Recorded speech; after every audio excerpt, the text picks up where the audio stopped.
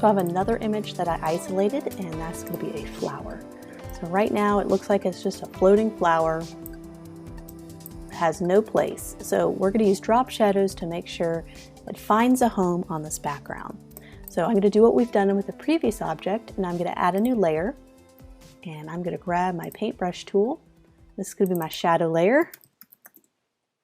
I've got my paintbrush tool, and I'm going to draw where I think the shadow will be cast. So I'm seeing kind of some a light source kind of coming from this direction. You can see the light kind of hitting this side of the stem.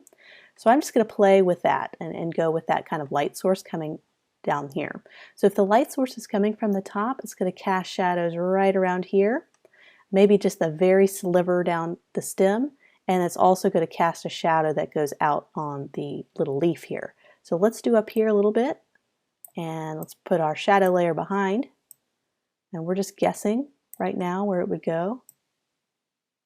I'm just doing big block and always erase my shadows a little bit later. Just do a little bit up here. These are really archaic at the moment, but we'll fine tune it a little bit better later. So let's reduce the opacity a little bit, and let's fine tune our shadow. Let me see if I can zoom in. There we go, perfect. So that's actually not bad. We do need to kind of make the shadow that's cast by this leaf a little bit more the same shape. So let's do that. Let's grab our eraser tool, and let's go ahead and erase a little bit of this. And we don't need any shadow here. So if I did any shadow on this side, we can go ahead and delete that for right now. Kind of go in. I could do my 50% opacity. Oh, it's already on 40% opacity, so I can blend and feather.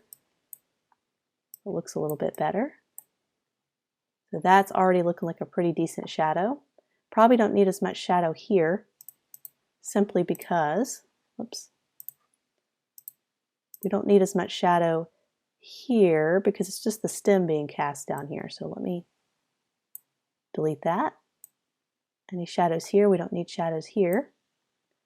So that's pretty good. I think we can make our shadow even darker. So let's go back and increase the opacity just a tad. And the darker you make the shadow, the more impact it has. So you can see how that looks. And let me delete a little bit here.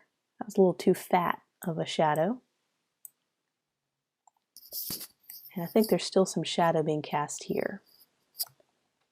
You can see how realistic that looks. Let's just back it off one notch, maybe right about here. So it does, it looks like it's laying flat on the ground and that you have a light source coming from the top here. And there might be a little bit of a shadow cast here, right there in that area. So let's see how that looks. So I'm just going to draw a little bit of a shadow. Let's get our paintbrush tool, maybe one right there. We can always take our eraser tool and fine tune it.